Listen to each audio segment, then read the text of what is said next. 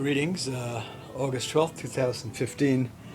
This is the most of the cover. I don't remember why I trimmed it down.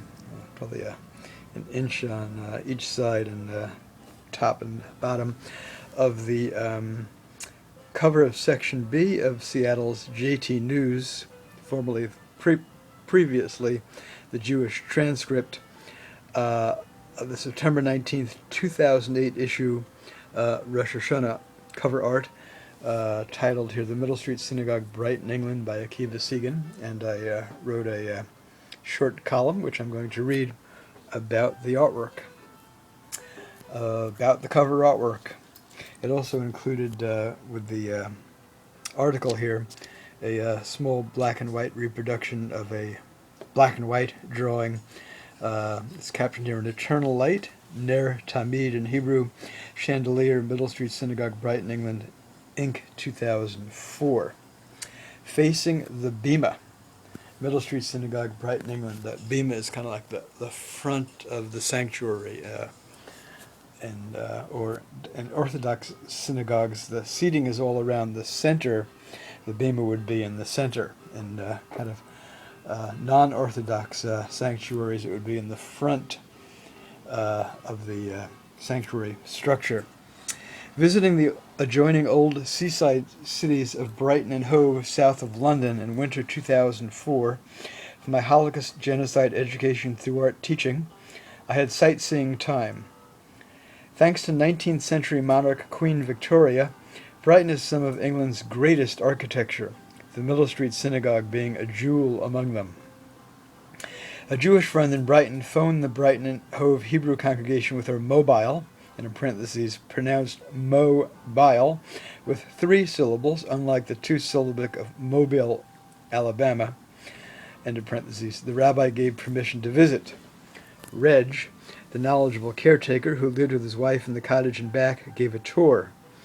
Built between 1874 to 76 and opened in 1875, the sanctuary was breathtaking.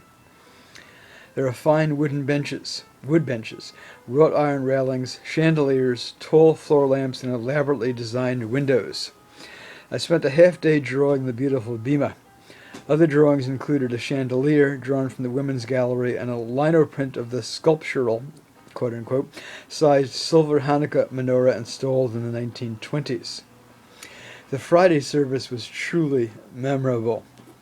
Led by a Sussex County-raised recent college grad, there were 2 others younger than 60, including me.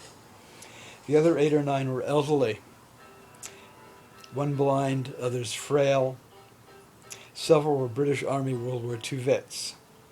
This small group of old men made more volume of sound in prayer and in song than I've ever heard at any service I've ever attended. A year or 2 later, I read the shul had closed. Reg, nearing 70 in 2004, had expressed concern to me that he'd lose his job in their home if the parent shul sold Middle Street to developers. Baruch Hashem. Earlier this month, a board member wrote me that Reg and his wife, quote, have been well taken care of, unquote, and their cottage will become a Hillel center. Funds from the UK Trust for Historic Preservation and elsewhere will enable restoration. Afterwards, it will open just for special occasion services. I asked where the old men, spouses, and offspring still residing by the old waterfront district worship since closing. Some go elsewhere, some meet amongst themselves, others not.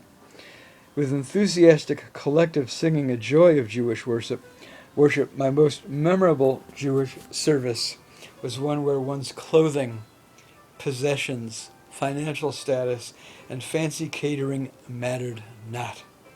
Just a small group of Jewish men singing praise to God, Shana Tova, Akiva Segan. There you have it. And just a postscript here. I did see on the internet a few years later that the Middle Street Synagogue, via its parent shul synagogue in Brighton, had received a major restoration grant from the I forget what it's called, British Trust or English Trust, whatever, for historic preservation. And if I get back to Brighton, I hope to visit it again. Just an incredible, dazzling architecture interior. There you have it.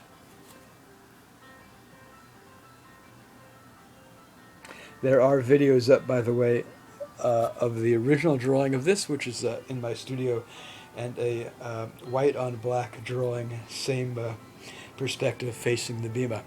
And both of those drawings are available for acquisition by an institution or etc.